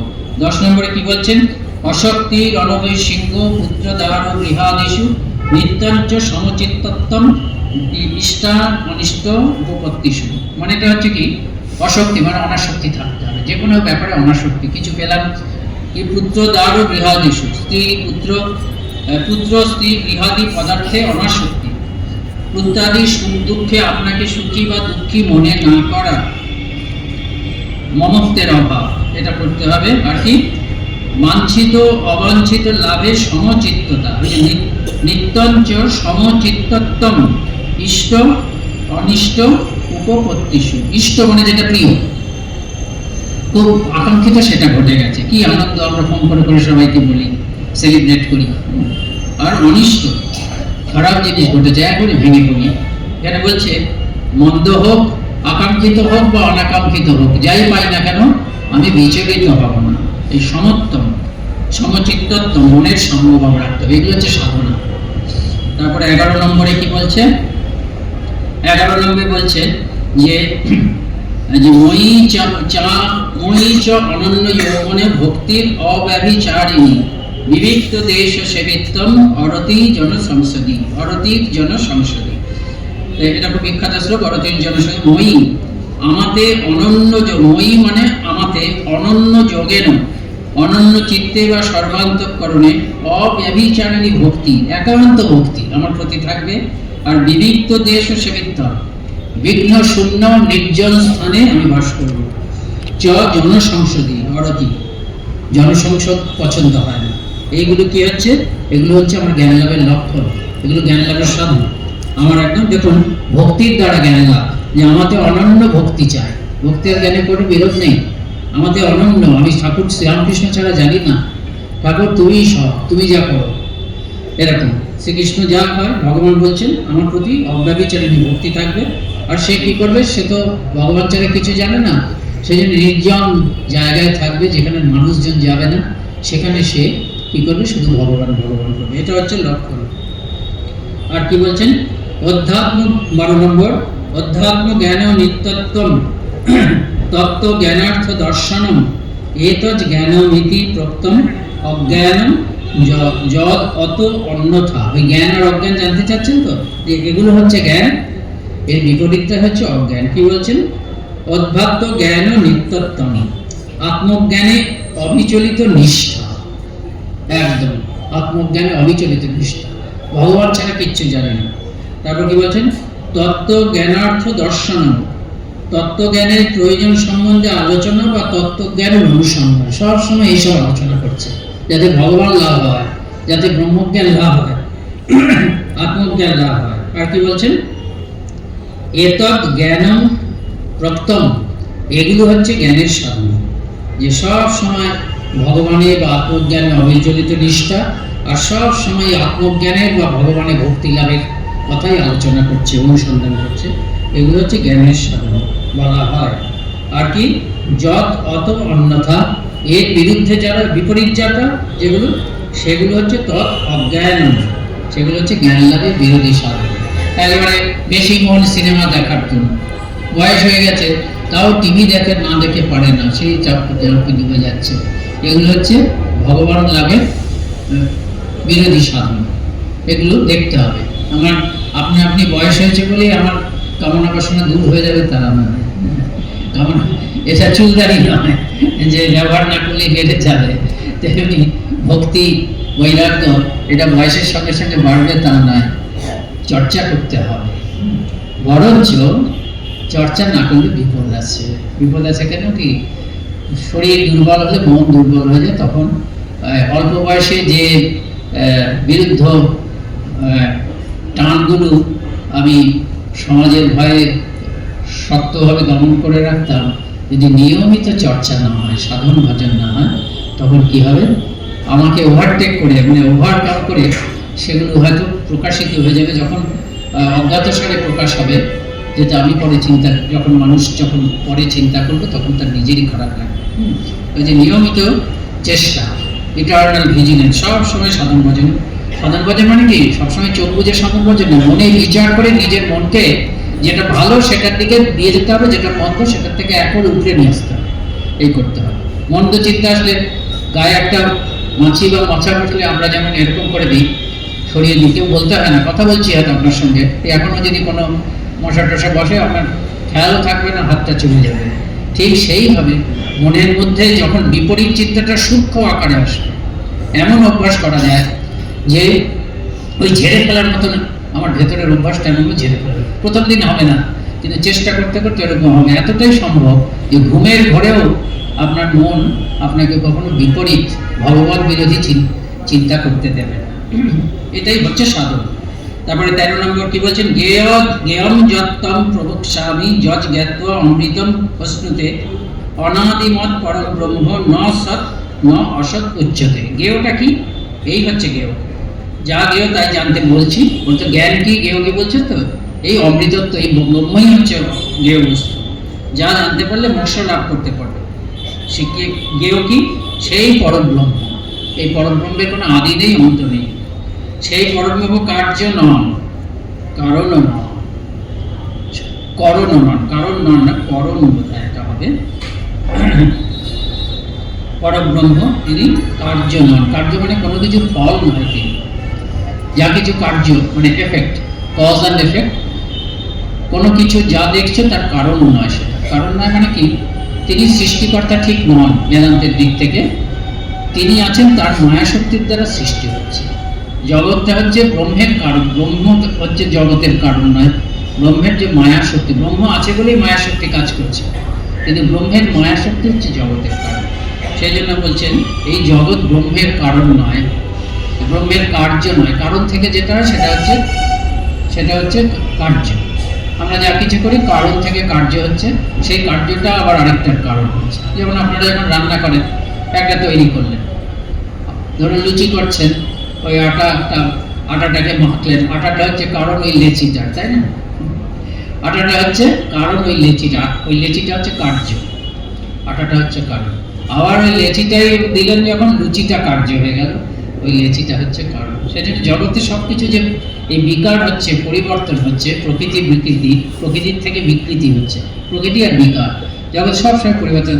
দেখা যাবে একটা জিনিস কারণ হিসাবে কাজ করে একটা কার্য উৎপন্ন করছে, আবার সেই কার্যটা কারণ হয় আরেকটা কার্য উৎপন্ন করছে। চেন বলা না, কজ অ্যান্ড এফেক্ট চেইনস। হ্যাঁ, এই জগৎ ব্রহ্ম হচ্ছে cause and effect, this chain of cause and effect, this cannot effect, this cannot go to the realm of Brahman, হ্যাঁ, পিওর ব্রহ্ম। তো এটা হচ্ছে ব্যাপার। তাহলে জ্ঞেয়টা কি, আমাকে কি জানতে হবে, পরব্রহ্ম তিনিই আসল, তিনি রয়েছেন চিরকাল, সেটা জানতে হবে, এবং জানার জন্য এগুলো সাধন। তারপরে 14 নম্বর কি বলছেন, সেই ব্রহ্ম কি, এটা উপনিষদের শ্লোক, উপনিষদের মন্ত্র। উপনিষদ সর্বত পাণিপাদন্ত সর্বত শিশিরমুখম সর্বত শ্রুতিমল্লোকে সর্বম আবৃত তিষ্ঠতি। কোনো বাদ দিলাম নাকি মাঝখানে? না, ঠিক আছে। সর্বত শ্রুতিমল্লোকে সর্বম আবৃত তিষ্ঠতি। এখানে 13 নম্বর একটা কথা বলছি, এখানে বলা হচ্ছে ব্রহ্ম সৎ নয়, অসৎ নয়। সৎ মানে যেটা থাকে, আর অসৎ মানে যেটা নেই। এখন সৎ নয় অসৎ নয় বললে আপনাদের একটা কথা বলা উচিত তর্কের খাতিরে, যে আমরা তো বলছি সৎ চিত আনন্দ, ব্রহ্ম সৎ নয় কেন বলা হচ্ছে? এখানে অন্যভাবে বলছে। এখানে বলছে ইন্দ্রিয়গ্রাহ্য যে বস্তুগুলো আছে সেগুলোর মতন সৎ নয়, এবং ইন্দ্রিয়গ্রাহ্য বস্তুগুলোর মতন অসৎ নয়। মানে এটা কি হচ্ছে, ধরুন রসগোল্লা একটা আছে, এই ইন্দ্রিয়গ্রাহ্য বস্তু সম্বন্ধে আছে অথবা নেই এই কথাটা বলা। আমি কি দেখছি? অবজেক্ট, আমার ইন্দ্রিয়ের অবজেক্ট রসগোল্লাটা আছে, আমি বললাম। তারপরে আপনি হয়তো নিয়মন্ত ভাই দেখো তো ওই ঘরে রসগোল্লা আছে কিনা। আপনি গিয়ে বললেন না রসগোল্লা ছিল, নেই, শুধু পান্তুয়াগুলো আছে। নাকি এই রসগোল্লার ক্ষেত্রে আপনি সৎ কথাটাও ব্যবহার করছেন, আছে মানে সৎ, আর নেই মানে হচ্ছে অসৎ। এখানে অসৎ মানে ডিসঅনেস্ট, অসৎ, সৎ, আবার অসৎ। এগুলো হচ্ছে ইন্দ্রিয় কার্য, এগুলো হচ্ছে অবজেক্ট। অবজেক্ট হিসাবে আমি এই জগৎটাকে দেখতে পাই, ইন্দ্রিয়ের অবজেক্ট হিসাবে, বিষয় হিসাবে দেখতে পাই। কিন্তু ব্রহ্ম কোনো কিছুর অবজেক্ট নয়, বিষয়। ব্রহ্ম নিজেই হচ্ছে চিরকালের সাবজেক্ট। যেমন চোখ দিয়ে আমি সব দেখতে পাই, কিন্তু নিজের চোখকে দেখতে পাই না, তাই না? চোখকে দেখতে পাই, আপনি বলবেন আয়নার সামনে দাঁড়ালেন না, ওটা চোখ না, চোখের প্রতিবিম্ব। চোখে ওই আয়নার মধ্যে আপনার চোখে জলের ঝাপটা দিলে আপনার চোখে কিছু হবে না। কাজে যেমনি যে সাক্ষী, চিরন্তন সাক্ষী, সে কিন্তু সৎ নয়, অসৎ নয়, তাকে এই অবজেক্ট, ইন্দ্রিয়গ্রাহ্য বিষয় হিসেবে দেখা যায়। এটা একটু ছিল বলে বললাম, না হলেও মোটামুটি এর যা প্রতিপাদ্য এই অধ্যায়ের সাথে অসুবিধা হবে না। 14 নম্বরে যেটা বলছেন যে সেই ব্রহ্ম সর্বত্র তার পা হস্ত, পানি পদম তৎ, পানি মানে হাত, পা হস্ত এবং পা, সর্বত অক্ষি শিরোমুখন, তিনি সর্বব্যাপী, সর্বত তার চোখ, তার শির, তার মুখ, সর্বত শ্রুতিমন লোকে, সর্বত্র তার কান, সর্বমাবৃত্ত তিষ্ঠতি। তিনি হচ্ছেন সব কিছু আবৃত্ত করে, সর্বভূতে তিনি আছেন, সব জায়গায় তিনি আছেন। সর্বেন্দ্রিয়, সর্বেন্দ্রিয় গুণাভাসম, সর্বেন্দ্রিয় বিবর্জিতম, প্রতিটা ইন্দ্রিয়ের মধ্যে দিয়ে তিনি প্রকাশিত হচ্ছেন। তিনি আছেন বলে ইন্দ্রিয়গুলো সচল, প্রত্যেকটা ইন্দ্রিয়ের মধ্যে দিয়ে সেই ব্রহ্ম বস্তু তিনি প্রকাশিত হচ্ছেন। আবার কি সর্বেন্দ্রিয় বিবর্জিত, অথচ তার কোনো ইন্দ্রিয় নেই। অসক্তম সর্বভৃত জৈব, তিনি অসক্ত, কোনো কিছুর সঙ্গে জড়িত নয়, কিন্তু সর্বভৃত মানে তিনি সবকিছুর আধার, তিনি আছেন বলেই সব আছে। নির্গুণম গুণভক্তি চ, তার কোনো গুণ নেই, কিন্তু তিনি আছেন বলেই সব গুণগুলো কাজ করছে। তিনি আছেন বলে গুণগুলো তার উপরে রয়েছে, গুণের আধার, এরকম তিনি আছেন বলেই সব কিছু হচ্ছে, কিন্তু তিনি কিছু করছেন না, এটাই হচ্ছে কথা। 16 নম্বর, বহিরন্তশ্চ ভূতানাং চরম অচরমে এবচ সূক্ষ্মত্বাৎ তৎ অবিজ্ঞ দূরস্থম চন্তিকে চ অন্তিকে। সেই ব্রহ্ম কি হচ্ছে? সর্বভূতের অন্তরে এবং বাইরে অবস্থিত আছে। বহিরন্তশ্চ ভূতানাং, সমস্ত প্রাণীর বাইরেও আছে, ভেতরেও আছে। তারপর কি বলছেন? অচরম চরমে বলছে, অচরম মানে যেগুলো স্থির, স্থাবর, আর চরম মানে জঙ্গম।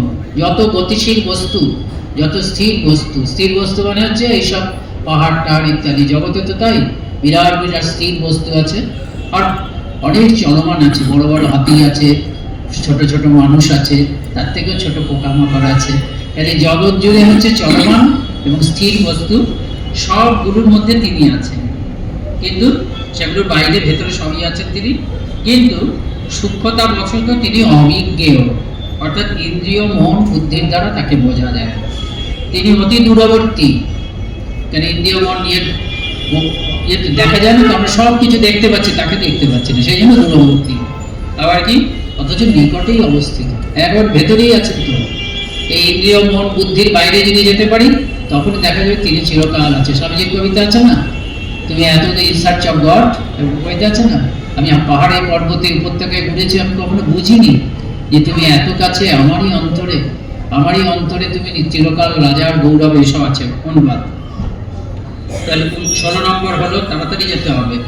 17 এই কথাটা বলেছিলাম, সেই ব্রহ্মবস্তু কি? অবিভক্তঞ্চ ভূতেষু বিভক্তম ইবচ স্থিতম, তিনি অবিভক্ত, ওয়ান, ইনডিভিজিবল, আনডিভাইডেড, একেবারে আনডিভাইডেড বস্তু, কিন্তু নানা, এই যে আমরা এতজন আছি, আমার মনে হচ্ছে আমাদের প্রত্যেকের মধ্যে তিনি আছেন, আমাদের আলাদা আলাদা মনে হচ্ছে, তিনি কিন্তু অবিভক্ত, কিন্তু মনে হচ্ছে যেন বিভক্ত। ভূত ভর্তি তৎ জ্ঞেয়ম প্রশিষ্ণু প্রভ বিষ্ণু চ। সেই জ্ঞেয় ব্রহ্ম অবিভক্ত হয়েও সর্বভূতে পৃথক পৃথক রূপে প্রতীত হন। তাকেই ভূত সকলের পালনকর্তা, ভূত ভর্তৃ, ভূত সকলের সমস্ত প্রাণীর পালনকর্তা তিনি, তাকে জানতে হবে। প্রশিষ্ণু, সমস্ত প্রাণীর তিনি সংহার গ্রাস করেন, সংহারকর্তাও তিনি। আবার কি প্রভ বিষ্ণু, তিনি সমস্ত প্রাণীর সৃষ্টিকর্তা। এই হচ্ছে ব্রহ্মের রূপ। তারপর কি বলছেন 18 নম্বরে, জ্যোতিষামপি তৎ জ্যোতিষামপি তৎ জ্যোতিস্তমস পরম উচ্চতে। জ্যোতিষামপি, তিনি জ্যোতি। জ্যোতিষামপি মানে এই যে সূর্য, নক্ষত্র, সূর্যের থেকেও অনেক বড় সূর্য আছে, নক্ষত্র আছে, সূর্য তো একটা নক্ষত্র। সমস্ত নক্ষত্র, জ্যোতির্ময় যত বস্তু, সবকিছু জ্যোতি হচ্ছেন তিনি। আর কি, তিনি তমের অর্থাৎ অবিদ্যারূপ অন্ধকারের অতীত, তমস পরম উচ্চতে, অবিদ্যারূপ অজ্ঞানের অতীত। যেখানে অবিদ্যা সেখানে তিনি নেই, অবিদ্যাকে তিনি নাশ করেন। জ্ঞানম জ্ঞেয়ম জ্ঞানদম্যম হৃদি সর্বস্ব ধিষ্ঠিতম, সকলের হৃদয়ে তিনি অধিষ্ঠিত আছে। আমরা অধিষ্ঠিত বলি, এখানে অটা বাদ দিয়ে অধিষ্ঠিতম, ধিষ্ঠিতম একই মানে। তিনি কি বলছেন, তিনি জ্ঞানের দ্বারা লভ্য, জ্ঞানম জ্ঞেয়ম, জ্ঞানের দ্বারা তিনি জ্ঞেয়ম, অর্থাৎ অমান ইত্যাদি জ্ঞান সাধন দ্বারা প্রাপ্য। এই আগে যে গুণগুলো বলে গেল না, যে আমাকে ক্ষমাশীল হতে হবে, আমার অহংকার থাকলে চলবে না, দম্ভ থাকলে চলবে না, সরলতা থাকতে হবে, যেসব গুণগুলো বলে গেল, ওই গুণগুলোই হচ্ছে সাধন। ওই গুণগুলো যদি থাকে তবে আমি, আমার হৃদয়ের মধ্যে তো রয়েছে, শুধু আমার হৃদয় না, হৃদি সর্বস্ব ধিষ্ঠিত মানে অধিষ্ঠিত, প্রত্যেকের হৃদয়ের মধ্যে আছে। ওই গুণাবলীগুলো যদি আমি ধীরে ধীরে লাভ করতে পারি, তাহলে কি হবে, আমি দেখতে পাবো। সেই জন্য বলছেন কি, অনেক দূরে, ইন্দ্রিয়ের গোচর নয় বলে অনেক দূরে, আবার সব থেকে কাছে, তার থেকে কাছে আর কেউ নেই, কারণ আমিই তিনি। সেই জন্য যেই আমি শুদ্ধ চিত্ত হব, সঙ্গে সঙ্গে দেখবো, এই তুমি এখানে এত কাছে, আমারই হৃদয়ে তুমি নিত্যকাল রাজার গৌরবে। স্বামীজির কবিতার বঙ্গারে বা 19 নম্বরে যাই, ইতি ক্ষেত্রম তথা জ্ঞানম জ্ঞেয়ঞ্চক্তম সমাসত। এই তো তোমাকে আমি বলে দিলাম, অর্জুন জানতে চেয়েছিল যে আমি জানতে চাই ক্ষেত্র কি, জ্ঞান কি, জ্ঞেয় কি, সংক্ষেপে তোমাকে আমি বলে দিলাম। 19 নম্বরে বলছে সমাসত। মদ ভক্ত এতদ বিজ্ঞায় মদ ভাবায়ম উপপদ্ধতে। আমার ভক্তরা একটু বুঝবে, এই ক্ষেত্র আর ক্ষেত্রজ্ঞের তফাৎ বুঝবে, জ্ঞান আর জ্ঞেয় কি সেটা বুঝবে, কি লাভ করতে হবে। ক্ষেত্র মানে আমার শরীর, তার যে ফাংশনিং সেটা বুঝবে। আর ক্ষেত্রজ্ঞকে প্রাথমিকভাবে মনে হবে আমি ক্ষেত্রজ্ঞ, কিন্তু আমার এই ক্ষেত্র বা এই শরীর, এই যে সিস্টেম, এই যে system of myself, system which is me, physical, mental and even beyond causal, এই যে সিস্টেম হুইচ ইজ মি, এর মালিক প্রথমে আমি নিজেকে মনে করব, তারপরে আমি দেখবো যে এর মালিক আমি না, এর মালিক হচ্ছে স্বয়ং ভগবান, যিনি শুদ্ধ ব্রহ্ম। শুদ্ধ ব্রহ্ম পরাৎপররাম, তিনি এর মালিক। তুমি ব্রহ্ম রামকৃষ্ণ, তিনি এর মালিক। সত্য সনাতন সুন্দর শ্যাম, সেই সত্যস্বরূপ সচ্চিদানন্দ স্বরূপ শ্যাম, তিনি এর মালিক। প্রকৃত ক্ষেত্রজ্ঞ হচ্ছে তিনি, কাজে ভগবানই সব। এইভাবে বলছেন 19 নম্বরে। তারপর 20-তে কি বলছেন, প্রকৃতি পুরুষচ্চৈব বৃদ্ধি অনাদি উভয়। দুজনেই অনাদি। সাংখ্য মতে বলছেন, আপনার খেয়াল রাখবেন, বেদান্ত মতে কিন্তু অনাদি না। বেদান্ত মতে অনাদি একমাত্র ব্রহ্ম, তার মায়া শক্তি মনে হবে অনেক দূর পর্যন্ত মনে হবে অনাদি, কিন্তু যেই আমি জ্ঞান লাভ করবো তখন মায়ার কোনো অস্তিত্ব নেই। কিন্তু সাংখ্য মতে পুরুষও থাকবে, প্রকৃতিও থাকবে অনাদি চিরকাল। আমি এর মধ্যে তফাৎ গুণ করে আমি ওই প্রকৃতি লীন হয়ে যাব। বৃদ্ধি অনাদি উভয়, বিকারাংশ গুণাংশ বৃদ্ধি প্রকৃতি সম্ভব। এই যে বিকার দেখছো এই জীবনের মধ্যে, এত পরিবর্তন, সেটা কিন্তু পুরুষের থেকে হচ্ছে না, সেটা হচ্ছে প্রকৃতির থেকে জাত হচ্ছে। বিকারাংশ গুণাংশ, এই সত্য রজতম 3 গুণ, এগুলো সব প্রকৃতির খেলা। বেদান্তেও তাই, এগুলো সব মায়াকে বলা হচ্ছে ত্রিগুণাত্মিকা। যেসব পরিবর্তন দেখছি, আপাত পরিবর্তন, সেগুলো হচ্ছে সব মায়ার জগতের। ব্রহ্ম হচ্ছে তার কোনো ক্ষয় নেই, ব্যয় নেই, বৃদ্ধি নেই, উপচয় অপচয় নেই, ইত্যাদি নেই। কার্য করণ কর্তৃত্বে হেতু প্রকৃতির উচ্চতে 21, পুরুষ সুখ দুঃখানং ভক্তিত্বে হেতু উচ্চতে। সাংখ্যমতে কার্য করণ কর্তৃত্বে হেতু প্রকৃতির উচ্চতে। এই যে জগতে কাজ করণ, ইন্দ্রিয় দ্বারা কিছু করছি, সে কাজ হচ্ছে, কাজটা কারণ হচ্ছে, আরেকটা কাজ হচ্ছে এই যে কার্য কারণ বা কার্যকরণ, করণ মানে ইন্দ্রিয়, এই ব্যাপারের মূলে আছে হচ্ছে প্রকৃতি। আর পুরুষ কি হচ্ছে, পুরুষ থাকার জন্য সুখ দুঃখের ভোগ করছে, তিনি ভোক্তা। কার্যের ও করণের কর্তৃত্ব বিষয়ে হেতু হচ্ছে প্রকৃতি। ওই প্রকৃতি আছে বলে এই কার্যাবলী হচ্ছে, ইন্দ্রিয়গুলো কাজ করছে। আর পুরুষ মানে যে জীব, সুখ দুঃখ সবের অনুভূতির কারণ বলে সমস্ত অনুভূতিগুলো সেই জীব থেকে আসছে। পুরুষ প্রকৃতিস্থ হি ভুক্তে প্রকৃতিজান গুণান কারণম গুণ সংঘর্ষ সদশ যোনি জন্মস। পুরুষ অর্থাৎ ক্ষেত্রজ্ঞ প্রকৃতিতে অধিষ্ঠিত হয়ে প্রকৃতি সম্ভূত সুখ দুঃখ কার্য কারণ রূপে পরিণত হয়। পুরুষ প্রকৃতিস্থ, পুরুষ হচ্ছে প্রকৃতির সঙ্গে যুক্ত হয়ে ভুক্তে প্রকৃতিজান গুণান, এই প্রকৃতির থেকে জাত যে গুণগুলো সেগুলোকে, ওই যে বললো না যে পুরুষ হচ্ছে ভোগ করে, পুরুষের প্রকৃতির সঙ্গে মিলেই কিন্তু এইসব যে গুণগুলো হয়, কার্যের ফল, কর্মফল, সেগুলোকে পুরুষ ভোগ করে। এটা সাংখ্যের মতে। কারণম গুণ সংগস্ত সৎ অসৎ যোনি জন্মসু। এই সকল গুণে অভিমান বা আসক্তেই পুরুষের সৎ অসৎ যোনিতে জন্মের কারণ। এই প্রকৃতির জন্য গুণাবলী হচ্ছে, পুরুষকে হচ্ছে প্রকৃতির সঙ্গে মিলিত হয়ে সেই গুণগুলোকে, ভালো মন্দগুলোকে নিজের ভালো মন্দ মনে করছে, এই ভালো মন্দগুলোকে ভোগ করছে। সে পুরুষ প্রকৃতির সঙ্গে আসক্ত আছে বলে, মিলে গেছে বলে সে কিন্তু সেগুলোকে ভোগ করছে। যদি পুরুষ নিজেকে স্বতন্ত্র ভাবত, তাহলে প্রকৃতির জন্য যেসব কাজকর্ম হচ্ছে, কাজ মানে হচ্ছে ভালো মন্দ কাজ, সেগুলো সে আমি করছি মনে করতো না। আমি করছি মনে করার জন্যই তার এফেক্ট হচ্ছে। সেই এফেক্টটা কি, যে ভালো ভালো কাজের সমষ্টি যদি হয়, তিনি মনে করছেন আমি অনেক ভালো কাজ করেছি, মন্দ কাজ তার তুলনায় কম, তাহলে কি হবে, সে ভালো জন্মগ্রহণ করবে। আর তিনি মনে করছেন আমি অনেক মন্দ কাজ করেছি, তিনি তো এর সঙ্গে অ্যাটাচড হয়ে কাজগুলো করেছেন, প্রকৃতি করেছে, কিন্তু তার সঙ্গে তিনি অ্যাটাচড হয়েছেন, তারপরে ফলটা পাবে। মন্দ কাজের পাল্লা যদি বেশি হয়, তাকে নিম্ন জন্ম লাভ করতে হবে। এটাই বলছেন, জন্ম জন্মান্তরে যে সাংখ্যের দিক থেকে আমরা যে যাচ্ছি, এই জীব যে যাচ্ছে, তার কারণ হচ্ছে পুরুষ প্রকৃতি কাজ করছে, কিন্তু প্রকৃতির কাজের সঙ্গে পুরুষ নিজেকে একাত্ম করে ফেলছে। সেই জন্য কর্মফলটা তাকে ভোগ করতে হচ্ছে। কর্মফল ভোগ করার জন্য মানুষকে জন্মাতে হয়। উপদ্রষ্টান মন্তা চ ভর্তা ভোক্তা মহেশ্বর। 23 নম্বর, পরমাত্মেতি চাপি উক্ত দেহে অশ্বিন পুরুষ পর। বাংলা গানেটা পড়ে যাচ্ছি সরলভাবে, সময় নেই। এই দেহে যিনি পরম পুরুষ বিদ্যমান রয়েছেন, তিনি জীবের সমস্ত কর্মের দ্রষ্টা এবং অনুমোদন কর্তা। তিনি জীবের দেহেন্দ্রীয় মনের পোষক ধারক, তিনি সুখ দুঃখাদির ভোক্তা, তিনি সর্বাত্মা মহেশ্বর, তিনি পরমাত্মা বলে কথিত হয়। তিনিই কিন্তু আসল ক্ষেত্র। ভেতরে যে পরমাত্মা আছে, এই পরমাত্মাই হচ্ছে অবিভক্তম বিভক্তেষু। বিভক্ত হয়ে আছে আমরা এত মানুষ, কিন্তু সেই পরমাত্মা অবিভক্ত রূপে সবার মধ্যে আছে। জীবাত্মা আলাদা আলাদা, এগুলো সব হচ্ছে মনের, মানে এগুলো হচ্ছে সব ধারণা। ধারণা মানে কি, জীবাত্মা যেই নিজেকে পরমাত্মা হবে, জীবাত্মা আসলে পরমাত্মা, পরমাত্মারই অংশ জীবাত্মা, কিন্তু সে নিজেকে তফাৎ ভাবছে। ওই যে বললাম, হোমিওপ্যাথি শিশির ভেতরের জলটা নিজেকে সমুদ্রের জল বলে ভাবতে পারছে না, যদিও সে সমুদ্রের জল, সে ছোট ভাবছে।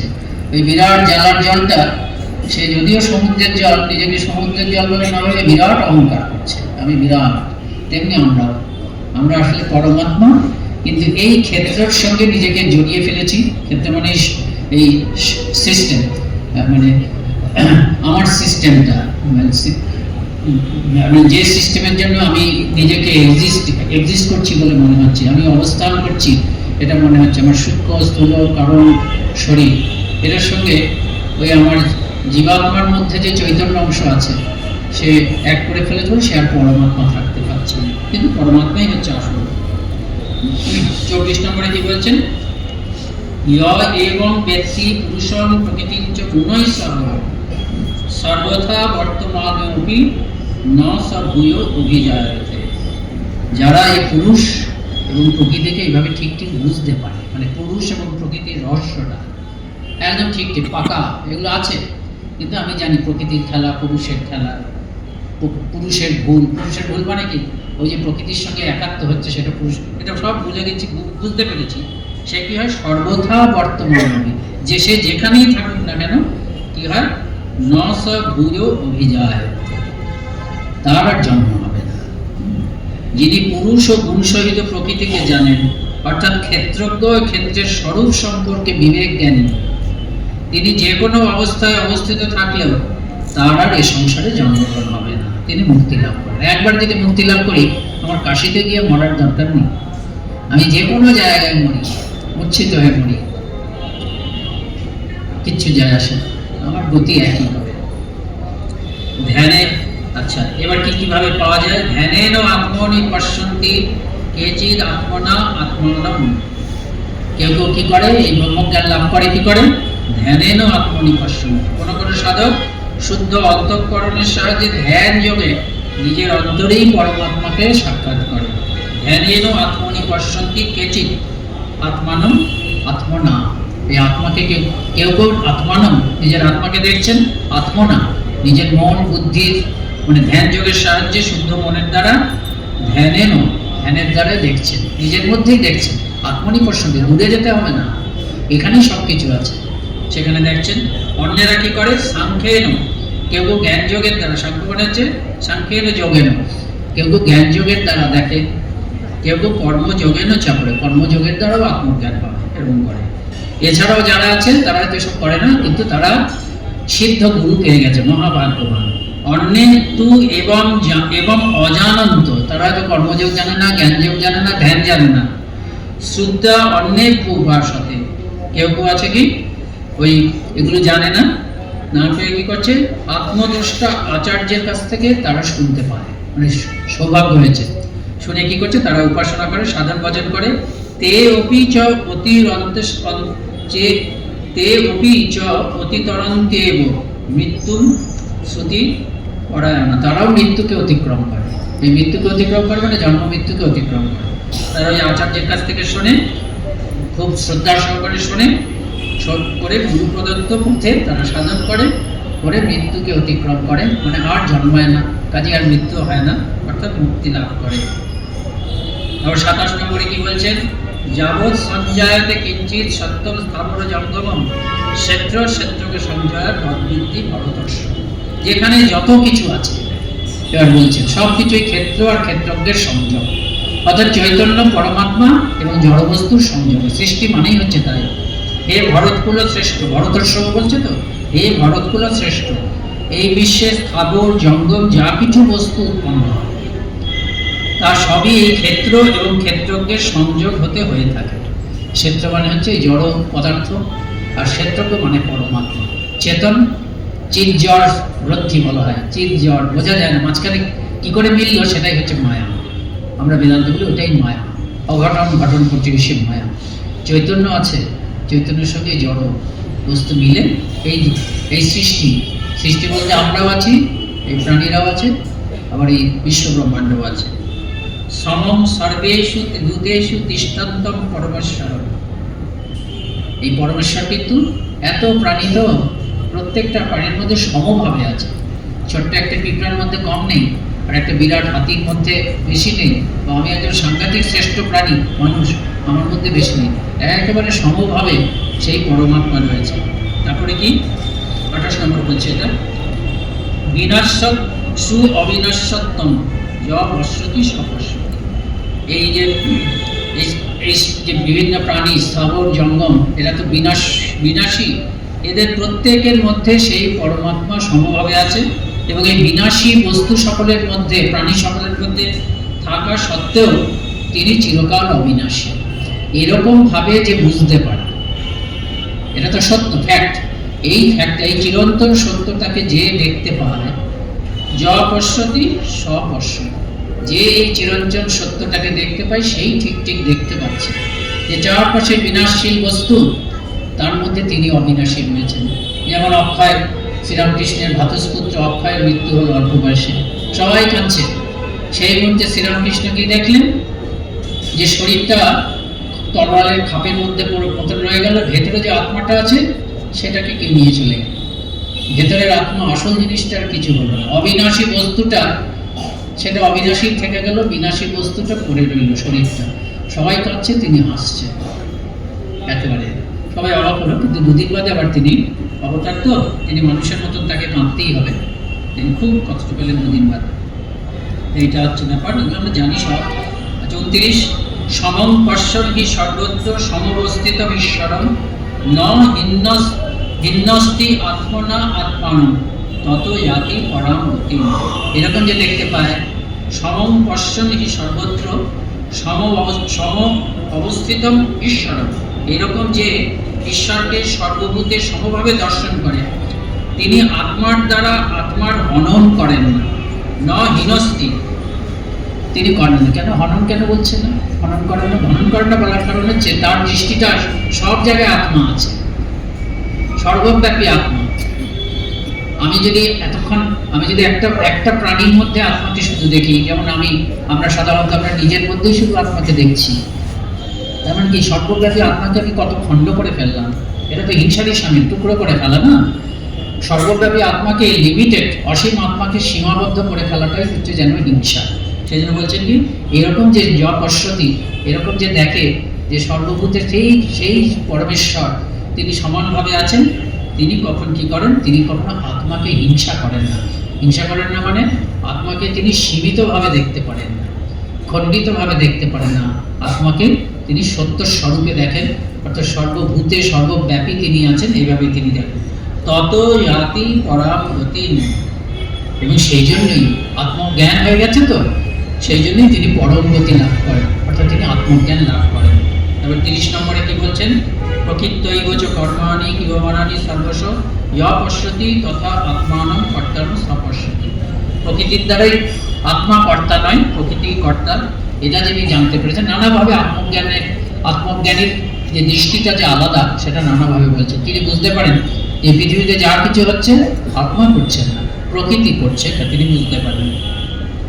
এরকম সব বলছেন, তিনি তখন লাভ করেন। পরেরটাতে বলছেন কি, বাংলাটাই করছি, যখন তত্ত্বদর্শী সাধক ভূতসমূহের পৃথক পৃথক ভাব এক ব্রহ্মেই অবস্থিত দেখেন এবং অখণ্ড ব্রহ্ম হতে ভূতসমূহের বহুত্বের বিকাশ উপলব্ধি করেন, তখন তিনি ব্রহ্মভাব লাভ করেন।